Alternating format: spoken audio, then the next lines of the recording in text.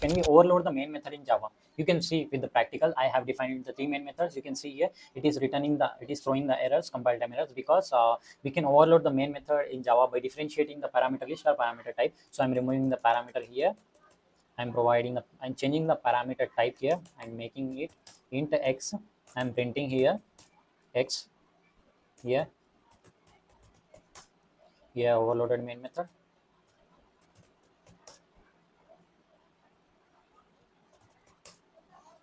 I'll make this main method as 2. Okay, when I run our program, JVM looks for a main method which contains the method signature, public, static, void, main, string array as the argument.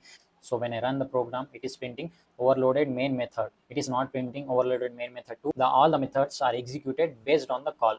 So I'm calling here main method by passing the x10.